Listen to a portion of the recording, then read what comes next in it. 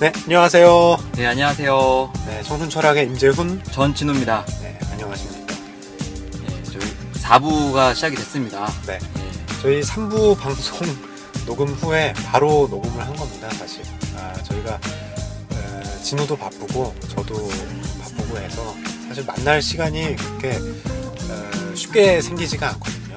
한 번에 만나서 이렇게 녹음을 좀 많이 해놓고 발행만 시차를 두고 하고 있습니다. 그게 아마 더 현명한 방법인 것 같아요. 네. 저희가 맨 처음에는 이제 그 생각을 안 하고 4번 모여서 하려고 하다가 그렇죠. 1, 2에 올리고 시간이 훌쩍 가버렸잖아요. 그래요. 맞아요. 그래서 저희가 나름대로 생각한 방법이 네. 한 번에 녹음을 하고 순차적으로 올리자. 네. 예, 그렇죠. 그렇게 하기로 했습니다. 네. 이걸 말씀을 드린 이유는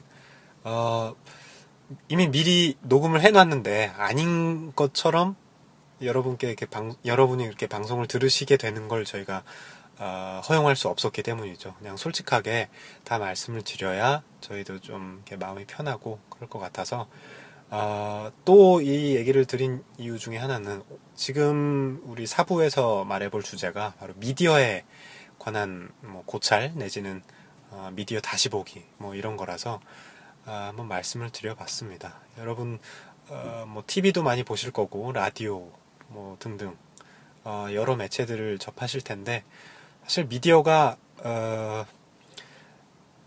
우리에게 많은 것들을 많은 거짓말들을 하고 있죠. 근데 그 거짓말 아닌 듯 하면서 우리도 거짓말인 걸 분명히 아는데 그냥 거짓말 아닌 걸로 그 법학에 나온 용어로 미필적 고의라고 하나요? 그냥 그 뭐 거짓말인 거 뻔히 아는데도 그냥 퉁치고 그냥 들어주는. 근데 우리는 그렇게 가지 말자 이거죠. 그래서 그냥 솔직하게 다 말씀을 드렸습니다. 미필적 고의라는 말 딱 맞는 것 같아요. 저도 가물가물이는 하나 그때를 다시 돌이켜보면은 그거를 의도한 것은 아니나 그렇게 돼도 어쩔 수 없다라는 마음이 미필적 고의라고 제가 기억이 나는데 맞아요. 정확히 그 마음인 것 같아요. 아마 그거를 모르진 않았던 것 같은데 이제 미디어를 만드시는 분들이 모르는 건 아니나 그렇게 돼도 어쩔 수 없다. 제가 어쩔 수 없다라는 그 생각이 어찌 보면 딱 본질인 것 같아요. 그렇죠. 예.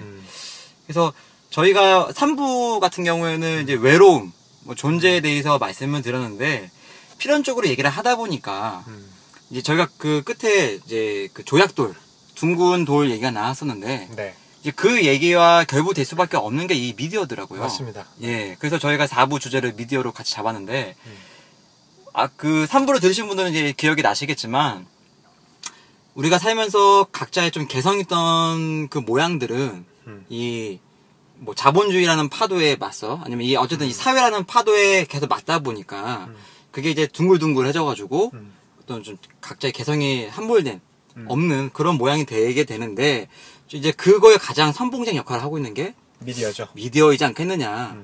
근데 미리 밝혀드리지만 사실은 저 같은 경우에는 한때 미디어에서 일을 하는 게 꿈이었었고 그렇죠. 그리고 불과 재작년까지만 해도 저는 광고 회사에서 일을 했었고 그러니까 미디어 쪽에서 일을 하는 거였죠. 그 재훈이 역시도 사실은 미디어 쪽에는 관심은 사실은 굉장히 컸었던. 맞습니다. 예. 그러니까 저희가 뭐 미디어를 저는 등한시하던 사람들이 아니라 오히려 좀 동경하던 때도 있었고 또 실제 일을 하던 때도 있었던 상황이기 때문에 그렇죠. 어찌 보면 좀 그냥 무조건 쓴소리가 아니라 예, 좀 애정이 담긴 쓴소리랄까요? 예, 그래서 그걸 더 좀 자세히 보자. 우리 또 퉁치지 말고 요것도 좀 깊숙하게 파고들어 보자라는 좀 그런 의미가 좀 있는 것 같습니다. 네, 그렇죠. 일단 이 미디어라는 용어에 대해서 좀 생각을 해보면 이 미디어가 미디움에서 그 파생된 단어 맞나요? 제가 알기로는 그렇게 알고 있는데 이 중간이라는 뜻입니다. 그래서 뭐 언론이 특히 이 미디어라는 말을 자주 사용하는데 독자가 있고 어떤 현상이 있고 그 중간에서 객관적인 어떤 입장을 유지하면서 독자들에게 알 권리를 충족시켜주는 게 뭐 미디어의 역할이다. 뭐 이렇게 학교 다닐 때 배웠던 걸로 제가 기억을 하는데 이 미디어라는 단어가 좀 지금 생각해보면 상당히 묘합니다. 중간인데 무엇의 중간인가? 일단 독자는 있어요. 그럼 독자 저 건너편에 있는 무언가가 있고 그 중간에 미디어가 있다는 뜻인데 독자들 건너편에 도대체 뭐가 있는 건데? 누가 보낸 것인가? 네. 그러니까 사실 독자들이 살고 있는 삶이 사실 전부인 건데 중간이란 게 글쎄요. 중간이 어떤 거대한 허상처럼 느껴진다는 것이죠. 사실 우리가 살고 있는 여기가 그냥 세상인 건데 이 미디어라는 중간이라고 불리는 게 딱 생김으로써 중간 너머에 뭐가 있나 하는 그 의구심이 들게 되는 거죠. 사실 근데 우리가 살고 있는 여기 다 있는 거잖아요. 그렇죠.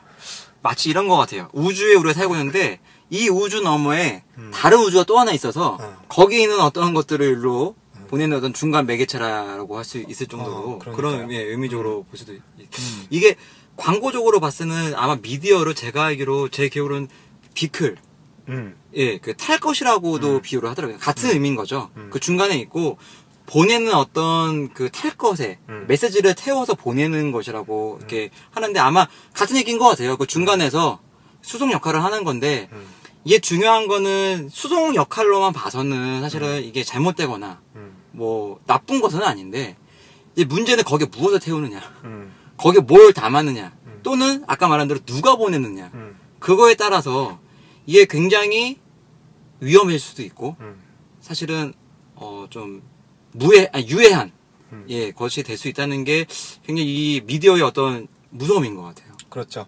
그리고 미디어가 생김으로써 자연스럽게 이 미디어를 보는 혹은 읽는 독자들은 자연스럽게 수용자가 됩니다.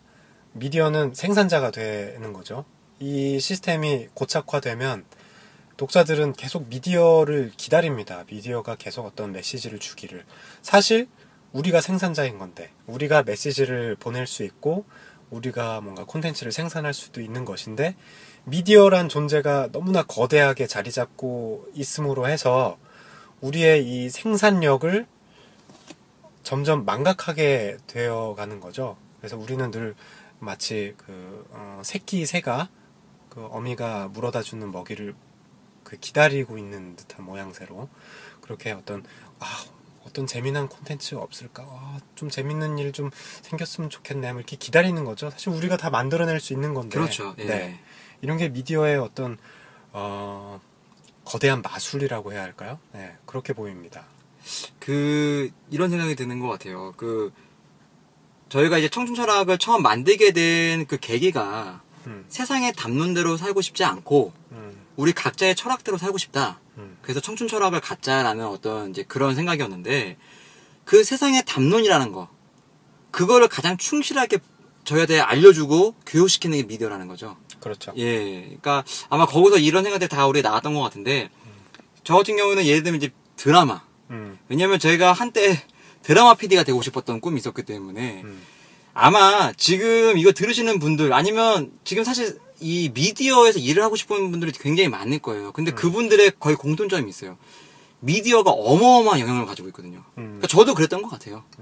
이게 어떤 소수가 만든 거를 다수의 대중이 보는 거잖아요.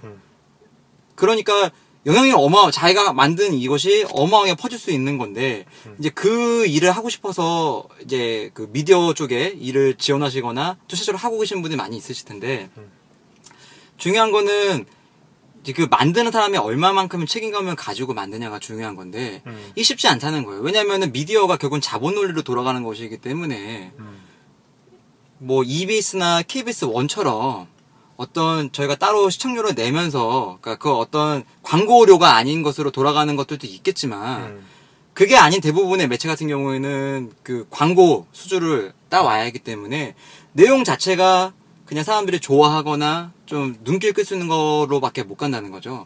그러다 보니까 이 내용 자체가 뭔가 피상적이 될 수밖에 없고 어떤 다양한 색을 담을 수가 없고 아주 누가 봐도 좀 뻔하더라도 그냥 그 안에서 그러니까 좀 깊이가 얕을 수밖에 없는 건데, 중요한 건, 이게 아직은 그 어떤 뭐 철학이 됐든 자기만의 어떤 주관이 확실히 만들어지지 않은 상태에서 이걸 보게 되면, 미디어에서 보는 세상이 전부라고 느껴진다는 거죠. 그렇죠. 예. 왜 그런 거 있잖아요. 뭐, 그 시트콤 뭐 논속 같은 거 보고 거기에 나오는 대학생활이 진짜인 줄 알았는데 가보니까 아니더라. 그렇죠. 이 뭐 우스갯소리가 이게 가벼운 농담이 아닌 것 같아요. 그런 게 뭐 비단 대학뿐이겠습니까? 네, 요새 예. 진짜 사나이 뭐 이런 그 밀리터리 프로들 많이 해서 저도 종종 보는데 사실 그런 전후에만 있지 않습니다. 온갖 뭐 여기서 저희가 우리나라의 병영제도를 비판하자는 건 아니지만 아무튼 진짜 사나이는 군대의 전부가 절대 아닙니다. 아직 군대 만약 입대를 준비하고 계신 분들이 청취하고 계시다면 확실히 알아야 합니다. 뭐 소리 높여 말씀드리는데 절대 그렇지 않아요. 재훈이가 팟캐스트 하면서 소리를 높인 적이 거의 없어요. 그러니까 어느 정도로 그 어떤 진심이 담겨있는지를 보셨으면 좋겠습니다. 이게 무서운 것 같아요. 경험했던 사람, 이미 알고 있는 사람이 보면 그냥 재미로 볼 수 있어요. 여가에서 볼 수 있으니까. 근데 아까 말씀드린 대로 그게 아닌 사람은 그러니까 이게 무서운 게 절대 거짓말은 하지 않아요. 거짓말은 아닌데 이게 무서운 거는 편집을 한다는 거죠.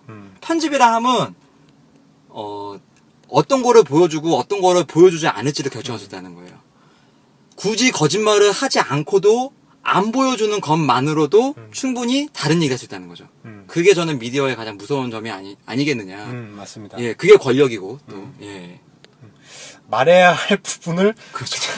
말하지 않음으로써 그렇죠. 투명인간 취급하는 거죠. 하나의 이슈를 예. 그렇게 함으로써 그냥 말하고 싶은 걸 두루뭉술하게 스리슬쩍에 피해가는 걸 미디어가 참 잘 하는데 이 미디어가 우리를 잠식하고 있다는 가장 정확한 증거가 바로 연예인입니다. 만약에 예를 들어서 뭐 어떤 배우가 드라마에서 어떤 헤어스타일을 했는데 그 헤어스타일이 유행을 했어요. 근데 그 헤어스타일을 우리는 뭐라고 부릅니까? 그 연예인의 이름을 붙이죠. 만약에 뭐 조인성 씨를 뭐 예로 들면 그 조인성 씨가 어떤 드라마에서 했던 그 헤어스타일이 투블럭 리젠트 컷인데 그냥 조인성 머리가 된 거예요. 그래서 이 투블럭 리젠트 컷이 한때 좀 유행을 많이 했었는데 그 조인성 씨가 한 그 헤어스타일이 조인성 머리로 우리에게 대중화되고 그리고 송혜교 씨가 했던 뭐 이렇게 머리띠라든가 아니면 그분이 입고 나왔던 코트라든가 이런 게 송혜교 머리띠, 송혜교 코트가 되면서 우리에게 점점 이렇게 세뇌가 되는 것이죠. 조인성 머리 하고 싶다. 이렇게 말하는 순간 이미 우리는 미디어에게 잠식을 당한 겁니다. 알게 모르게. 자기의 개성이 점점 뭉개져 버리는 것이죠. 조인성 머리를 하고 싶다는 건 조인성처럼 멋있어지고 싶다는 걸 텐데 물론 멋있어질 수도 있겠지만 그럴 리가 없죠. 네, 그럴 경우가 그렇게 흔하진 않습니다.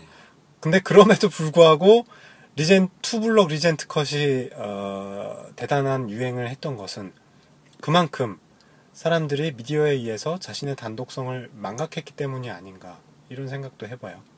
정말 그런 것 같아요. 예.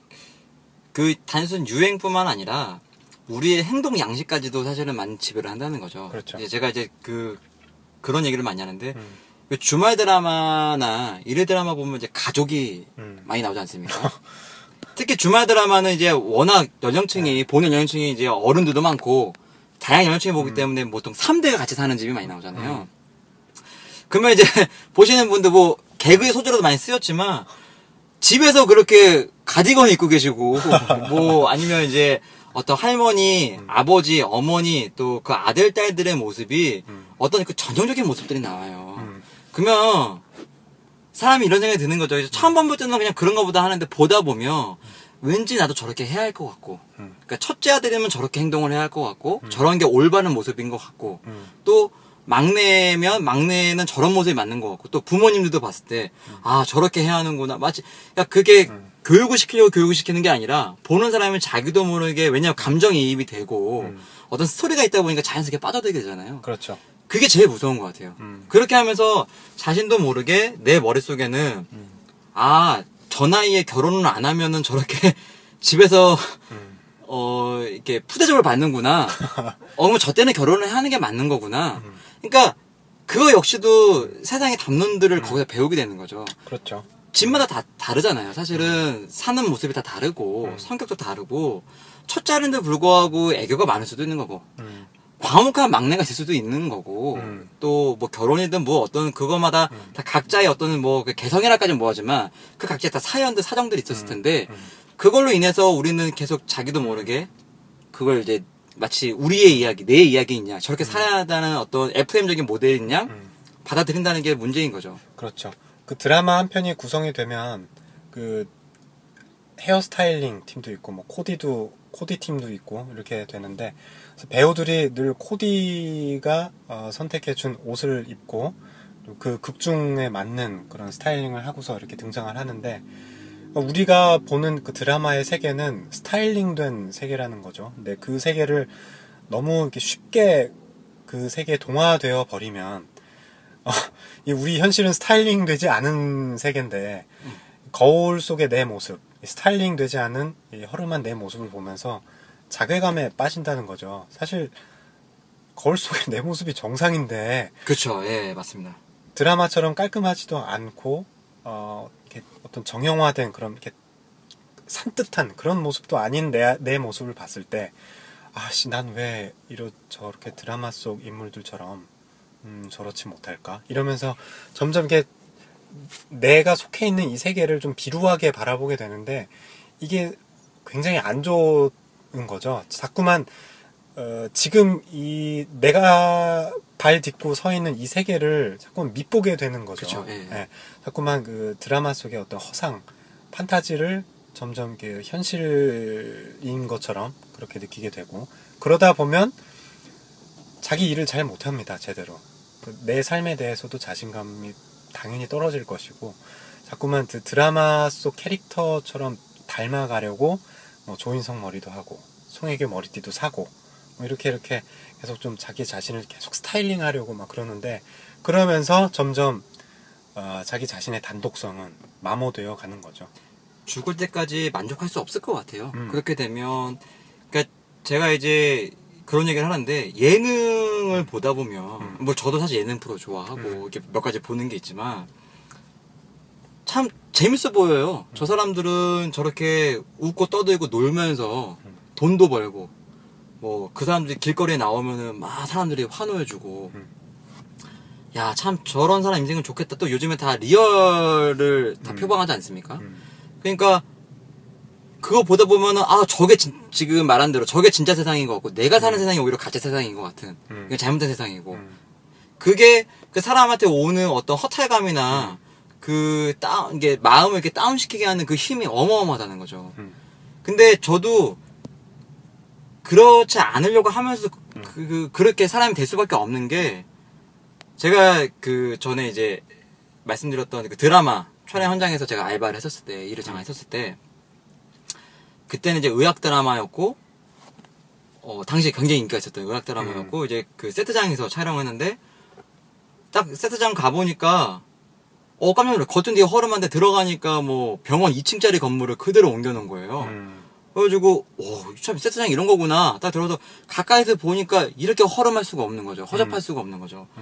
대리석도 아니에요. 이렇게 시트지 붙여놓고 나무에다가 그리고 뭐 엘리베이터고 뭐 자판기 뭐 거의 의료기구들 다 껍데기만 있고 작동도 안 되는 것들이에요. 가까이서 보면 가짜 티가 다 나는데 얼핏 보기에는 안 그렇다 보인다는 거죠.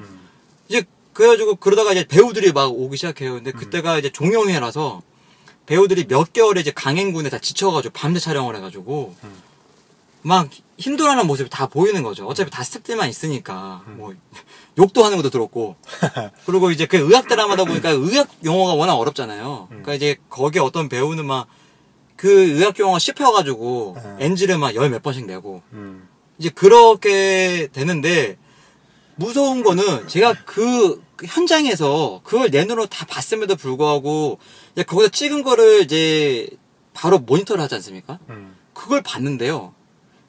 이거보다 리얼한 현실은 없는 거예요. 그러니까 제 눈을 의심했습니다. 거기에 나오는 거는 정말 다 배우가 아닌 실제 의사들 같고 그리고 세트장이 아닌 진짜 병원에서 찍은 것 같아요. 환자들도 가짜가 아니고 다 진짜 환자인 거 같고 그러니까 그때 너무 무서운 거죠.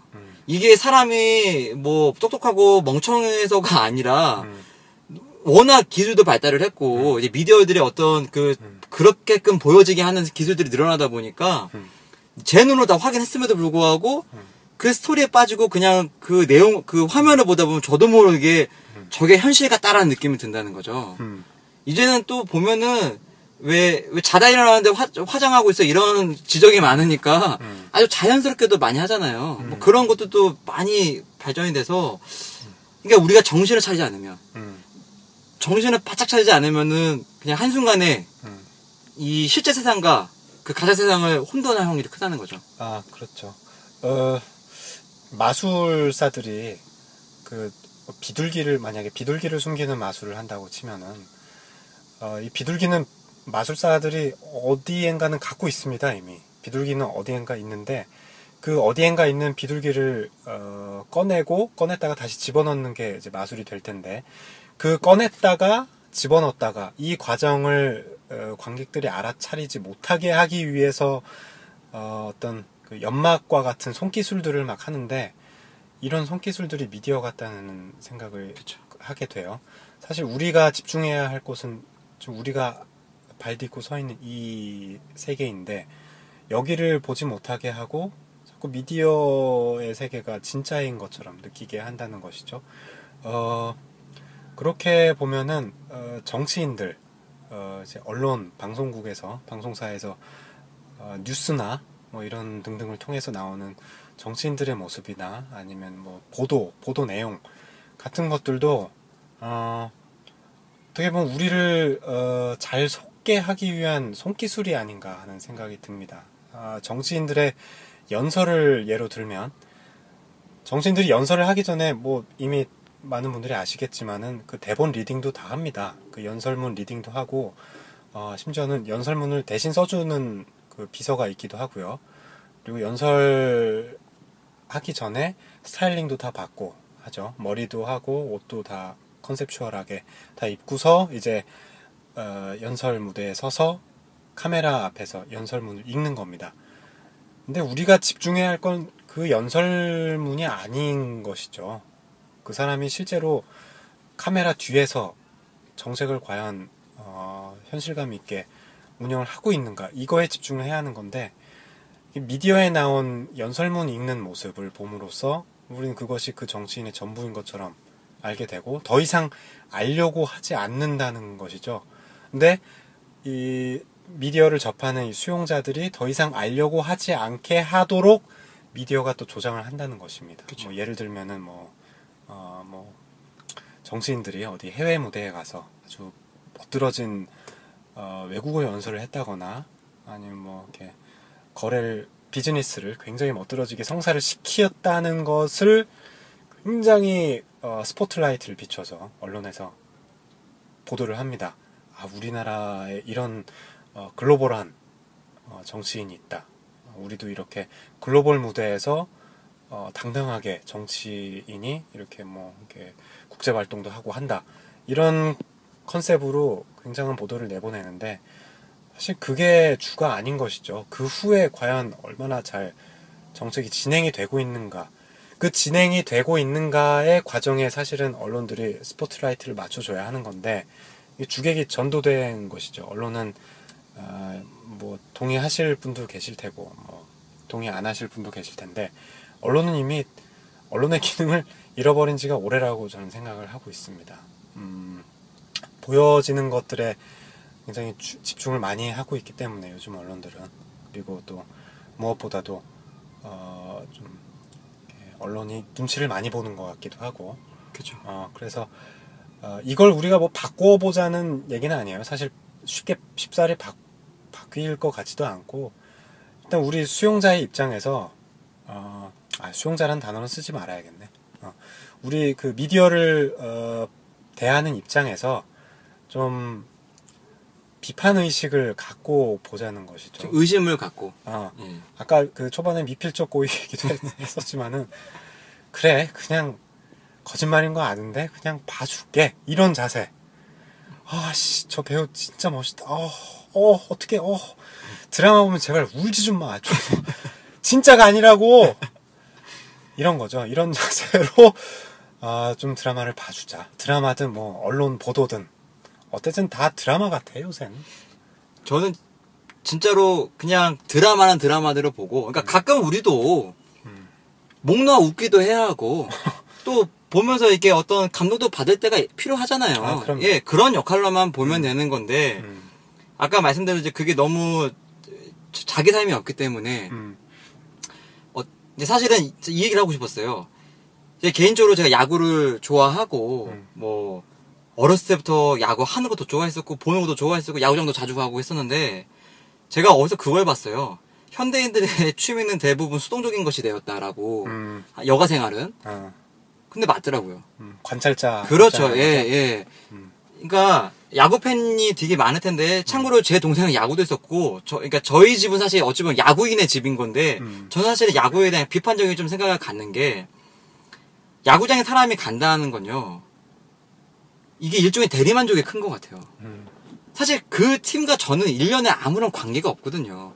저도 제가 응원하는 팀이 있지만 어떤 무슨 운명적인 사건으로 제가 팬이 된 게 아니라 아주 웃긴 아주 사소한 일로 팬이 된 거예요. 그리고 그냥 팬이 되려고 했기 때문에 팬이 된 거지 뭐 어떻게 어떤 사건이 있었던 건 아닌 건데 근데 그렇게 해서 한번 어쨌든 인연이 맺어지면 나중에는 마치 그 팀이 저인 것처럼 느껴지는 거죠. 근데 이제 야구가 보통 인생의 비유가 되는데 1회부터 9회까지가 보통 기회가 세 번 오고 위기가 세 번 온다고 하거든요. 근데 그게 인생이 또 그렇잖아요. 그러니까 그 안에 어떤 인생의 희노애락이 다 들어가 있는 거죠. 그 9회 동안에. 그러니까 우리가 세상의 담대로 살고 있거나 내 인생을 살지 않고 남이 정해준 인생대로 살고 있는 사람일수록 그 사람도 사람이기 때문에 희노애락을 느끼고 싶거든요. 근데 내가 살고 있는 삶에서는 그런 걸 못 느끼니까 그게 야구든 또는 뭐 보는 드라마든 대리만족을 그렇죠. 예, 그런 걸 보면 대리만족을 느낀다는 아마 이런 걸 들으신 분들 중에 되게 불편하신 분도 있을 거예요. 근데 사실이에요, 그게. 제가 보기엔 그게 저는 본질이라 생각하거든요. 그러니까 저 같은 경우에도 이제 그런 느낌이 드는 후부터는 이제 야구를 봐도 이제 그러니까 좀 제대로 팬으로 못 보겠고 특히 또 그 이제 저희 가족 중에 야구 선수가 있다 보니까 그 사람들의 삶이 보이는 거예요. 그 야구 선수들의 삶이. 그러니까 더 이상 야구 경기를 야구 경기만으로 볼 수가 없더라고요. 그리고 제가 이제 일요일마다 사회인 야구를 하는데 거기서 하는 것은 즐거워요. 누구나 그럴 거예요. 만약에 축구를 좋아하시는 분은 보는 것도 좋지만 직접 자기가 골을 넣는 게 훨씬 더 즐겁지 않겠습니까? 그렇죠. 노래나 춤도 마찬가지고 보는 것보다는 내가 추는 게 훨씬 더 기분 좋을 텐데 우리는 다 그 이유를 이제 그 아까 러셀 그 버트런트 러셀이 그 말 했었는데 그렇게 찾더라고요. 왜 현대인은 그럴 수밖에 없느냐? 왜 여가 생활을 수동적으로 보낼 수밖에 없느냐? 적극적인 에너지는 모두 다 자기 회사나 일상생활에 써버렸기 때문에 더 이상 집에 와버리면은 적극적으로 내가 뭘 나서서 한다든지 할 수가 없는 휴식밖에 할 수가 없는 거예요. 그러니까 그 세상에 담는 어떤 그런 이제 일상에 파묻혀 있을수록 그 어떤 거기서 채우지 못한 것들을 수동적인 걸로 채울 수밖에 없는 이게 악순환이 반복이 되는 거죠. 적극적인 걸 또 할 수가 없고 이런 어떤 굴레를 당장은 바꿀 수 없더라도 최소한 알고만 있더라도 저는 굉장히 달라질 것 같아요. 그렇죠. 그 회사에서 돌아왔을 때 그 수동적인 휴식을 더욱 수동적이고 더욱 휴식스럽게 돋워주는 것이 바로 미디어죠. 뭐 그렇죠. 예. 회사 끝나고 나서 뭐 맥주 한잔 하면서 드라마를 본다든지 예. 아니면 뉴스를 보면서 뭐 이렇게 이러면서 뉴스를 볼 수도 있을 테고 뭐 예능 프로를 보면서 깔깔 웃을 수도 있을 테고 이렇게 수많은 이 미디어의 프로그램들이 우리의 그 수동성을 점점 강화시켜주고 있습니다. 그래서 저는 TV를 집에 두지 말자는 입장인데 TV만 없어져도 훨씬 생산적인 삶을 살 수 있을 거다라고 생각을 하거든요. 그쵸. 왜냐하면 TV가 있음으로 해서 TV 앞에 앉게 되잖아요. TV를 켜게 되고 TV 앞에 앉게 되고 TV에서 나오는 그 화면을 보게 되는 건데 이 일련의 행동들이 시나브로 자기 자신을 수용자의 입장으로 이렇게 굳혀줍니다. 굳히기 들어가는 거예요. 그렇죠. TV를 켜는 순간 수동형 인간으로 굳히기 들어가는 겁니다. 근데 사실 우리는 수용자가 아니고 생산자거든요. 우리는 이 세상에 많은 목소리들을 낼 수 있고 많은 것들을 생산해서 결과물들을 만들어낼 수도 있는 건데 이 미디어에 너무 함몰됨으로써 우리의 이 생산력을 점점 창의력을, 창조력을 잃어가는 것이죠. 그렇게 따지고 보면은 어떤 종교도 미디어의 맥락에서 좀 이해될 수 있지 않을까 생각합니다. 뭐 물론 모든 종교가 다 그런 건 아니겠지만은 특히 뭐 종교들 중에서도 굉장히 타 종교에 대해서 배타적이고 우리 종교에 대해서 어떤 맹신을 요구하는 그런 종교들이 종종 있는데 그런 종교들과 미디어는 거의 일맥상통한다고 볼 수가 있는 것이죠. 우리 앞에 와라. 우리에게 와라. 우리를 봐라. 그리고 우리를 찾아라. 이런 메시지를 종교나 미디어는 계속 끊임없이 우리에게 주고 있는 것인데 그럼으로써 우리에게 갖춰진 이 본연의 창조성 우린 다 창조자들이에요. 우린 뭐든지 그렇죠. 다 창조할 수 있습니다. 근데 우리가 마치 그 콘텐츠를 수용하는 입장, 콘텐츠를 우리는 받을 수밖에 없는 입장, 그리고 창조할 수 없고 창조된 입장으로 계속 우리를 어떤 이렇게 세상의 밑으로 계속 이렇게 위치시킴으로써 우리 자신을 굉장히 우리의 능력이 한 100이 있다 치면은 한 10, 20, 30밖에 사용하지 못하도록 계속 종용하고 있다는 거죠. 왜 그러냐? 그래야 사실은 써먹기가 좋으니까. 그렇죠. 예, 어찌 보면은 그냥 굴리기 편하니까. 네. 예, 그러니까 그런 거에 당하고 싶지 않다면 사실은 진짜 눈은 똑바로 뜨고 이 어떤 이 뒤에 있는 얘기들, 이 본질을 빨리 알아야 한다는 거죠. 저는 가끔 이제 재훈이랑 저랑 이제 어느 순간 이제 분노의 이제 메시지를 보낼 때가 있습니다. 이제 뭐 기사를 보다가 이런 기사가 나왔다. 이제 물론 이제 아까 저희도 이제 언론의 어떤 기능이라는 거는 지금 많이 제한되어 있는 부분이 많이 있기 때문에 또 큰 기대를 안 하는 부분도 있지만 얼마 전에 그런 기사가 있었어요. 집에서 애를 키우는 여성의 비율이 높아지고 있다. 뭐 그럴 수 있겠어요. 예. 근데 이제 거기에 얘기가 대놓고 사회적 문제라는 거예요. 그것이. 왜냐? 그 사람들이 직장에서 돈을 안 벌기 때문에 총 생산량도 떨어지고 이제 경제 인구가 떨어지기 때문에 이거는 앞으로 몇 년 후에는 안 좋게 된다. 그러니까 빨리 그들을 일터로 다시 데리고 올 수 있는 방안이 나와야 한다. 저는 제 눈을 의심했습니다. 그런 기사가 떡하니 메인에 떠 있는 걸 보고 어머니가요 아이를 집에서 키우는 게 잘못됐대요. 이런 얘기가 그 밑에 이제 그 전문가들이라고 하는 경제연구소 우리나라에서 꽤 유명한 경제연구소 그것도 두 분이나 전문가 두 분이 그거에 대한 어떤 이제 뒷받침하는 또 발언들을 하셨습니다. 인터뷰를 하셨는데 빨리 이분들을 뭐 일터로 다시 데리고 올 수 있는 뭐 방안을 모색해야 한다. 괜히 무서운 거죠. 그러면은 지금처럼 사람을 뭐가 옳고 그르다는 거를 일방적으로 생각을 심는 거잖아요. 또 비슷한 걸로 뭐 대학생 지금 취직 못하는 비율이 뭐 몇 프로다. 실업률이 몇 프로가 늘었고 뭐 줄었고 이 얘기들. 그러면 계속 끊임없이 사람들한테 그 생각을 주는 겁니다. 지금 대학생인데 직장 없으면 너 이상한 놈이야. 이런 식으로 계속 주입을 시킨다는 거죠. 그러니까 대학생 입장에서는 정신을 차릴 수가 없는 거예요. 안 그래도 주변에서 난리를 치고 다 취직 준비하고 있고 텔레비를 틀고 신문을 봐도 실업률 얘기가 나오고 있고 일단 실업률이라는 그 단에서 주는 어떤 그 아주 이 강한 기운이 있지 않습니까? 예. 뭔가 나는 좀 잘못하고 있는 것 같은 느낌을 주는. 그러니까 계속 한 곳만을 자기 스스로 돌아볼 시간을 그런 여유를 주지 않고 그 어떤 사회에서 원하는 방향으로만 사람들을 이렇게 소몰이 하듯이 뭐 양몰이 하듯이 이렇게 막 끌고 가려고 하는. 근데 그게 교묘해도 참 그러니까 화가 날 텐데 아예 대놓고 그렇게 하는 걸 볼 때는 너무 불편한 거죠, 마음이. 참 그렇죠. 화도 나고. 예. 그 취업난 많이 나오는데 사실 기자들이 기사를 쓸 때 정말 정말 건조하게 써야 합니다. 드라이하게 써야 하는데 요즘 기사들을 보면은 굉장히 그 부사가 많이 들어가더라고요. 뭐 예를 들면은 뭐 어떤 수치가 급격히 감소했다. 이런 급격히 같은 낱말은 기자들이 저는 써서는 안 된다고 생각하거든요. 그냥 낮아진 거예요.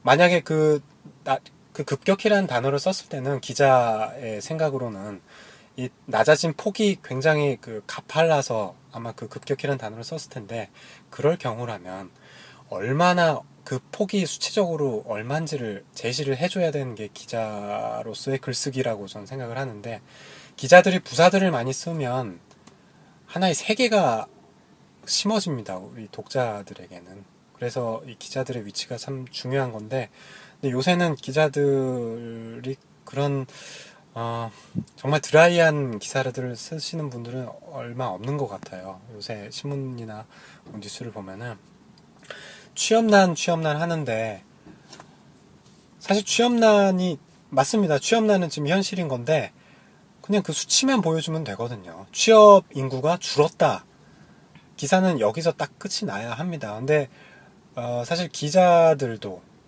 이렇게 기획 기사를 써야 하는 그런 압박을 받게 되거든요.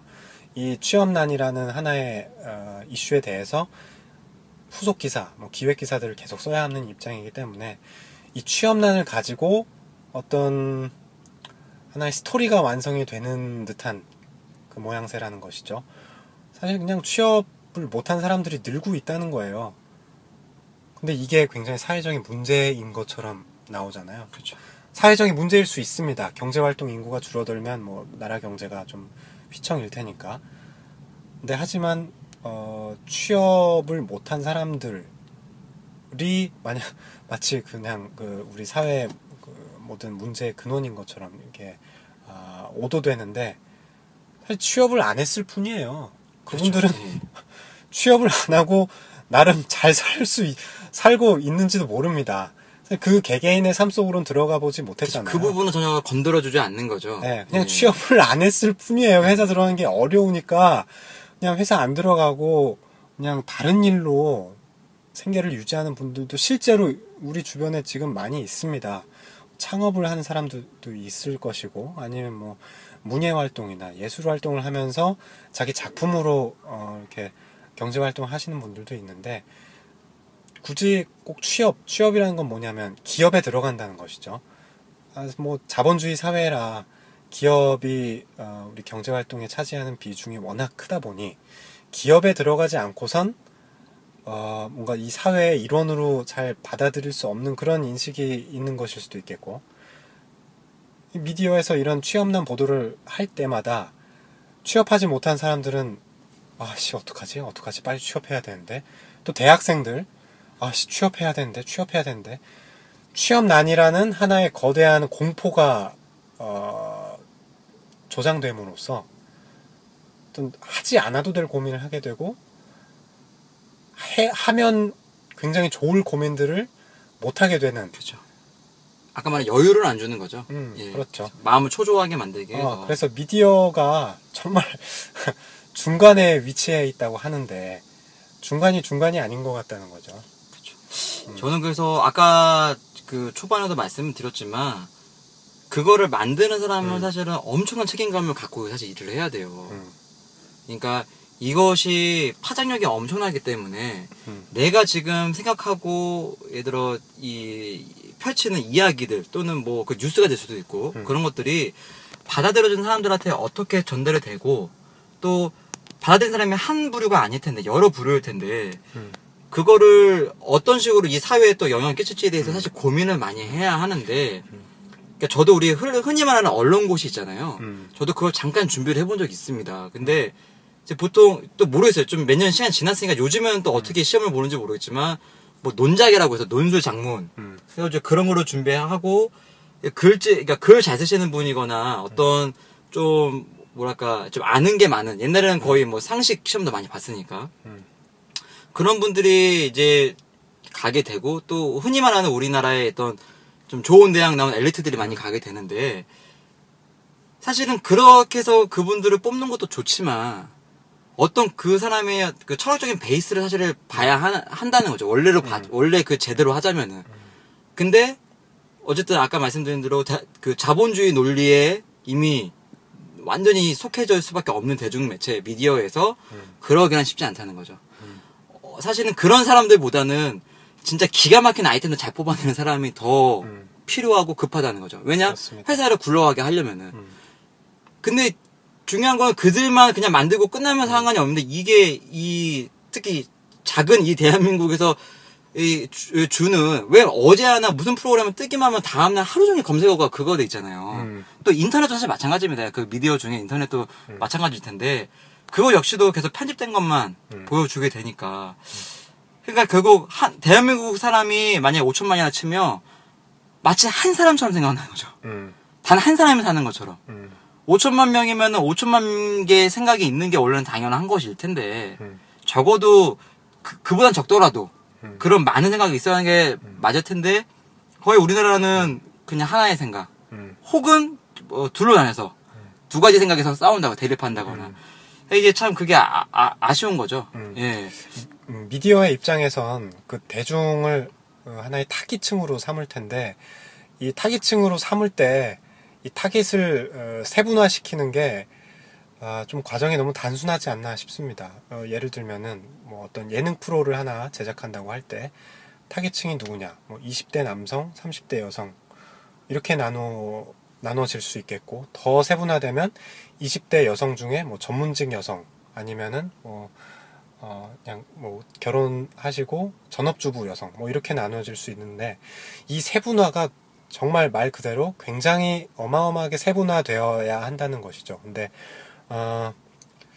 그렇게 세분화되는 것 같지 않아요. 지금의 미디어에서는 그 방송 프로그램을 제작할 때 독자 대중을 바라보는 시각이겠죠. 미디어가 대중을 바라보는 시각이 그러할 텐데 너무 자세하게 들어가고 싶지 않는 것이죠. 그냥 적정한 깊이에서 그 타깃층을 선정하고 그에 따르는 프로그램을 제작하는 것인데 그렇다 보니까는 그 적정한 깊이 아래에 있는 사람들 사실 그 사람들에게로 타깃이 맞춰져야 하는 것인데 그 깊이 밑에 있는 사람들이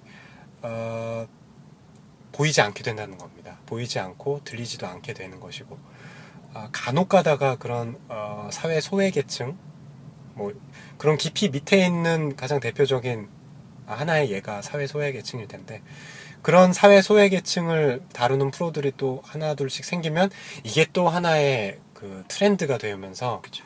이분들의 그 삶의 깊이라든가 진정성이라든가 그런 게 그냥 하나의 그 소품으로 전락해버리고 어쨌든 이 대중 매체라는 것은 말 그대로 대중 매체이기 때문에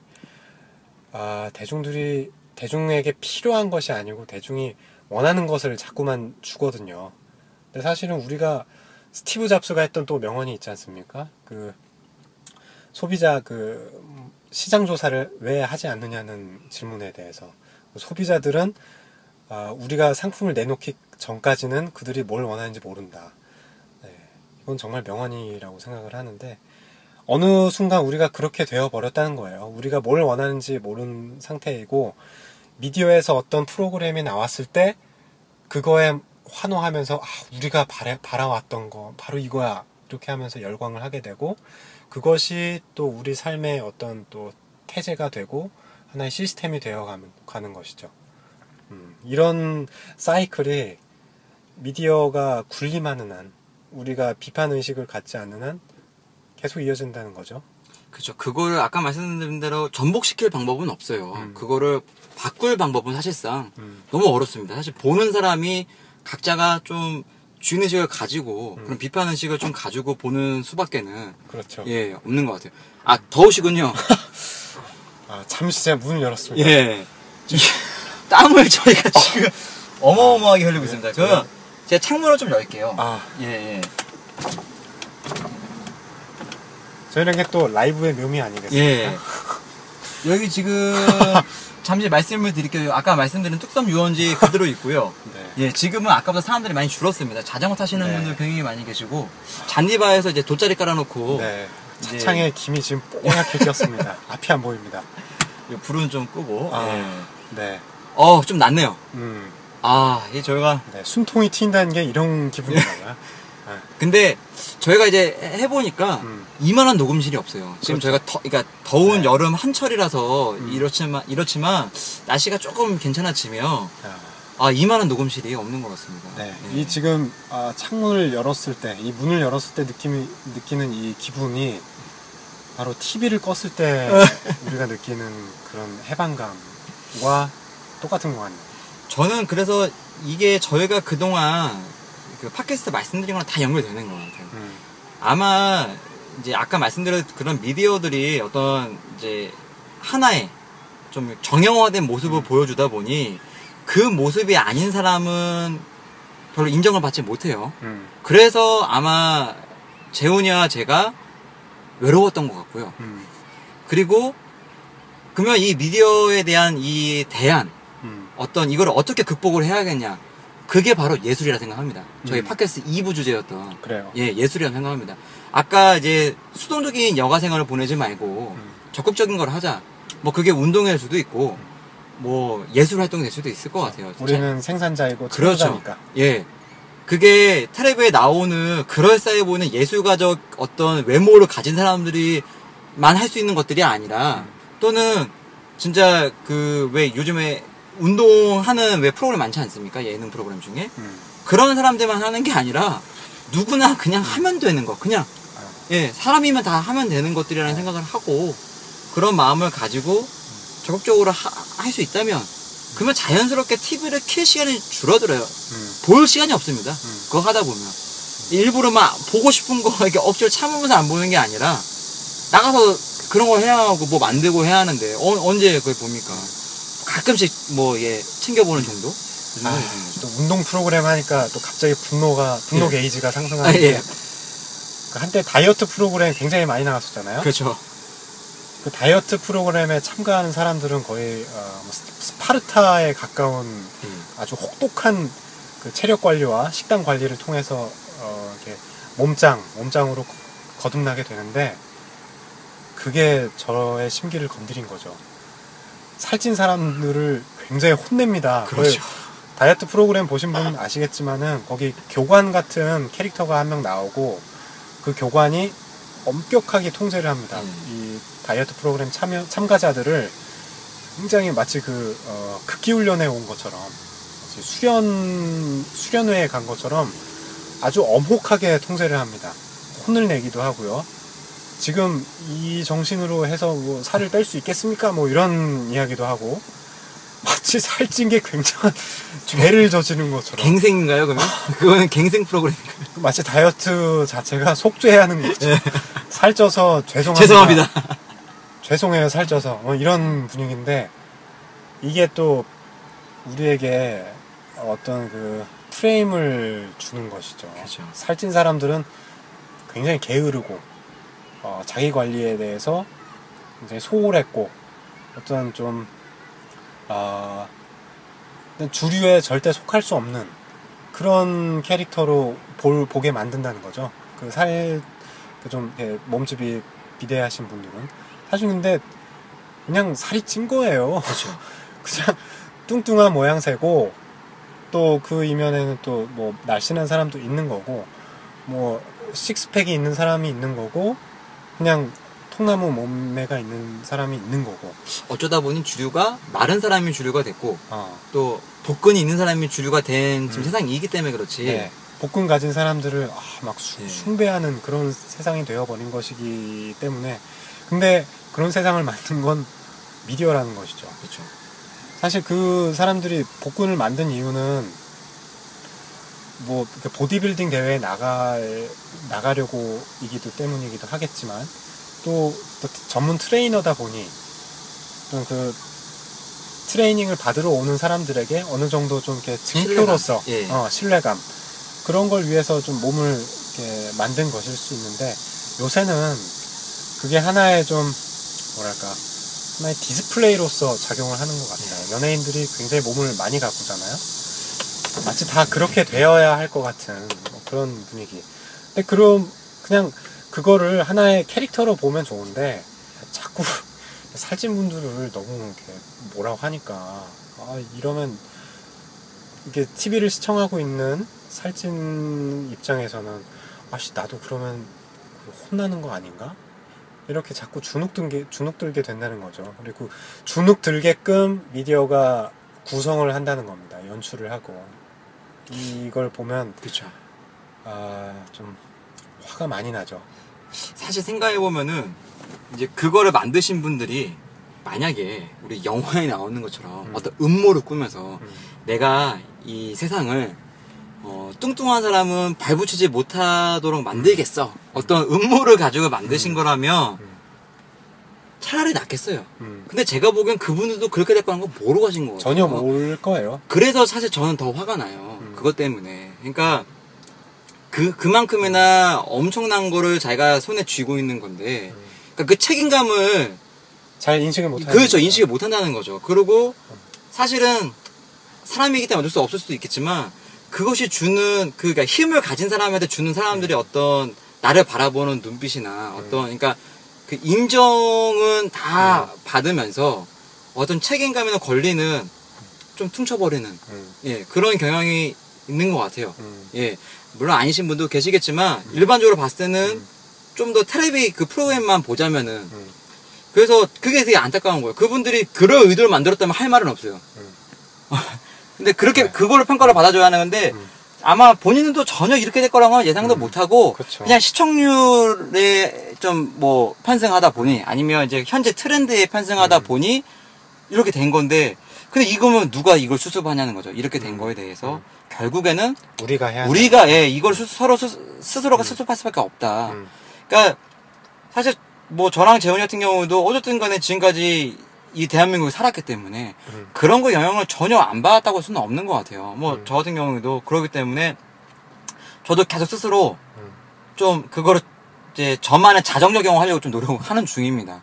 어떤 세상에 그런 메시지 그 미디어에서 주는 메시지 말고 내가 이렇게 타고난 걸 어떡하냐. 예. 나는 이게 맞는 걸 어떡하냐. 예. 그냥 그 색깔 저만의 색깔 타고난 색깔 그대로 쉽지는 않은데 그래서 좀 어떻게든 좀 버텨보려고 예. 저 버틴다는 말이 맞는 것 같아요. 버텨보려고 좀 노력 중인 것 같아요. 그러면서 그 메시지와는 좀 거리감을 두려고 하고 항상 조금은 비판적인 시각으로 보려고 하고 혹자는 야 그냥 보면 되지 뭐 이렇게 따지고 봐 이렇게 말씀하시는 되게 많아요. 근데 그게 제일 위험하다는 거죠. 결국에는 본인 스스로가 나중에 행복해지지 않은 영원히 그들만 쫓아가게 되는 그러니까 결국에는 트렌드도 바뀌어서 지금은 이러한 트렌드가 있지만 1년 뒤, 2년 뒤, 3년 뒤에는 계속 트렌드가 바뀔 텐데 저는 그때마다 머리 스타일을 또 바꿔야 하고 옷을 새롭게 사야 하고 뭐 자동차도 바꿔야 하고 그렇게 따라가다 보면 평생 누군가 쫓아가는 삶을 살다가 내 삶은 단 1시간도 못 살아보고 끝난다는 거죠. 그것만큼 불행한 삶은 없는 것 같아요. 그렇죠. 예. 이 미디어를 이렇게 생각하면 어떨까 싶습니다. 어떤 일직선이 있고 하나의 긴 실이 있다고 상상을 하고 이 실의 끝에 우리가 지금 있고 중간에 미디어가 있는 것이죠.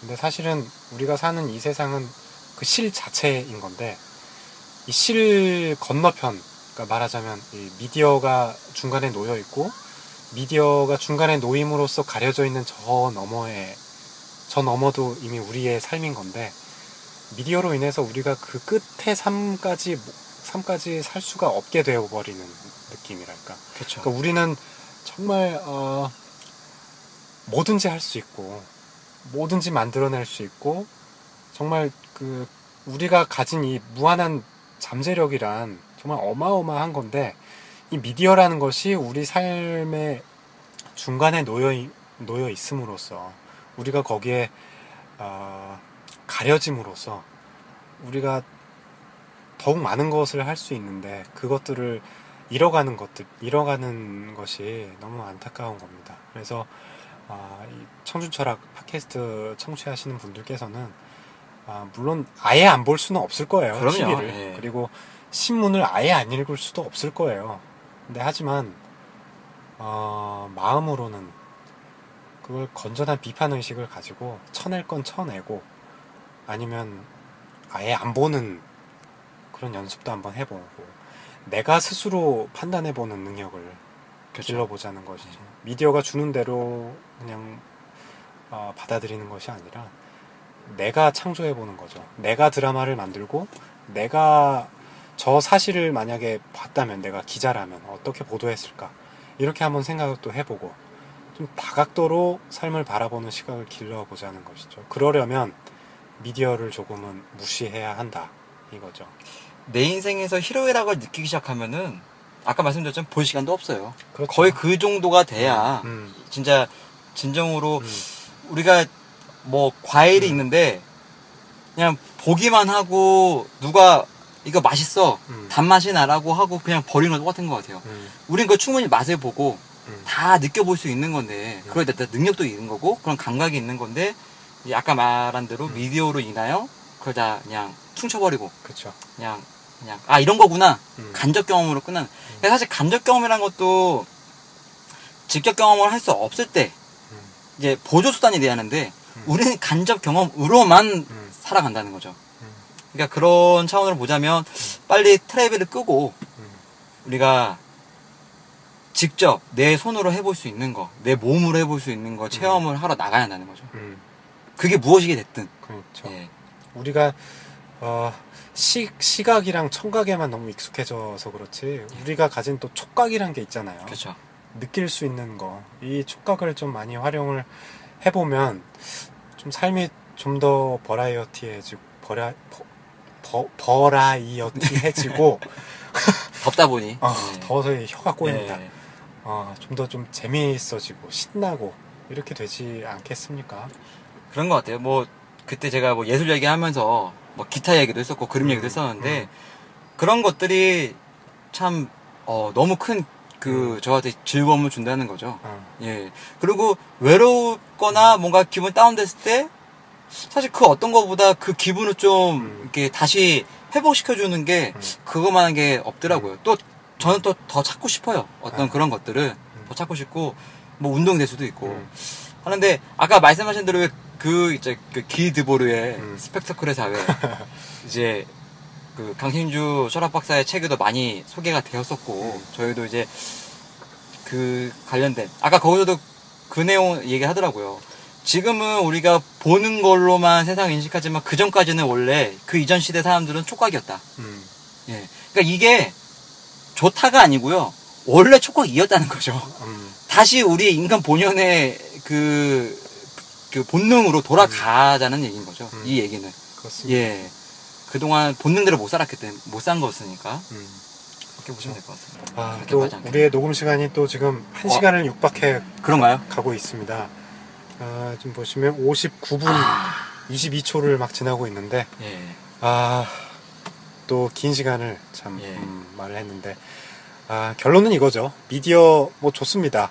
미디어를 뭐 없애자 뭐 이런 게 아니라 비판 의식을 갖고 미디어에 대해서 이렇게 가릴 건 가리고 볼 건 보고 아니면 아닌 건 아니라고 이렇게 스스로 그렇죠. 판단할 수 있는 그런 우리 모두가 어떤 비판의 입장을 갖고서 평론가로서 좀 평론가의 눈으로 미디어를 대해야 할 필요가 있다. 이 말씀을 드리는 것이죠. 퉁치지 말고 이 미디어나 우리가 3부에 말씀드렸던 뭐 외로움이나 저희가 이 청초하게 다루는 모든 주제들이 넘기려면 넘길 수도 있는 내용들이에요. 어떻게 보면. 근데 그러지 말고 좀 더 지금처럼 좀 깊숙이 한번 들어가 보고 파고 들어가 보고 의심도 해보고 그리고 우리가 수용자인 것만은 아니라는 그렇죠. 걸 명심할 것. 예. 지금 이거 들으시는 분들도 그 방송을 만드는 사람이 될 수도 있는 거잖아요. 각자 요즘 1인 매체, 1인 미디어가 또 많이 활성화됐고 사실 저희 팟캐스트도 마찬가지인 거잖아요. 그럼요. 예. 물론 완성도의 문제는 있겠지만 그렇죠. 예. 그래도 시도를 한다는 거는 시도에 대한 가능성은 항상 열려 있다는 거를 자기 자신이 생각을 하고 있었으면 좋겠어요. 나는 창조자고 나는 크리에이터고 나는 생산자라는 거. 예. 어떤 일부의 그런 직종에 있는 사람들만 하는 것이 아니라 그렇죠. 예, 다 창조자고 다 예술가고 그거를 정말 잊지 않았으면 좋겠어요. 그렇습니다. 저희도 사실 그 생각으로 네. 예, 지금 지내고 있습니다. 어찌됐든 저희가 이제 시간은 이 정도 됐기 때문에 네. 이제 또 미디어에 대한 얘기 요 정도로 하고 아마 네. 또 다음번에 또 이어서 또 이어지는 부분들이 있을 것 같아요. 그렇죠. 예. 그러면은 또 5부에서 예. 또 청춘철학 30살 옹알이는 또 계속 됩니다. 그래서 5부도 많이 시청해 주시기를 바라면서. 예. 그리고 공지사항을 말씀을 드리면, 저희가 이미 알고 계신 분도 계시지만, 그 페이스북에 저희 청춘학 페이지가 네. 예, 개설이 돼 있지 않습니까? 그렇죠. 예. 그래서 저희도 계속 어떤 저희와 접촉할 수 있는 어떤 포인트들을 좀 많이 만들어 놓으려고 하는데, 그래서 어떤 저희 응답, 저희 이 활동에 대한 어떤 응답에 대해서 생각하시는 분들은 예, 저희 청춘학 페북 페이지도 있고 네. 또 아니면 이 아이튠즈에 있는 리뷰란도 괜찮고요. 그 어떤 얘기라도 올려주시면 감사하겠다. 이런 말씀 드리고 싶습니다. 네. 페이스북에서 청춘철학을 입력을 하시거나 예. facebook.com/ 하신 다음에 저희 도메인이 people spring입니다. 영어로. 예. 스펠링은 알려드리지 않겠습니다.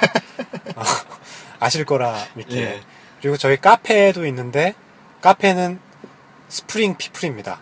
네, 스프링과 피플 이것만 카페. 두 개를 잘 바꿔주셔서 입력을 하시면 페이지와 카페를 오실 수 있습니다. 좀 공지사항도 어느 정도 된 것 같고 네, 예, 4부는 정말로 요즘에 마치도록 네, 하겠습니다. 정말 4부는 뜨겁게 진행했습니다. 정말 뜨거웠습니다. 덥습니다. 설이가 설인가요? 예, 김이 설여서 지금 앞이 안 보여요 네. 지금. 저는 이제 녹음 접고 네. 좀 에어컨을 쓴 다음에 네. 예, 이제 돌아가도록 하겠습니다. 청취해주신 분들 감사합니다. 예, 모두 감사합니다. 지금까지 청춘철학의 임재훈. 전 진우였습니다. 네, 감사합니다. 네.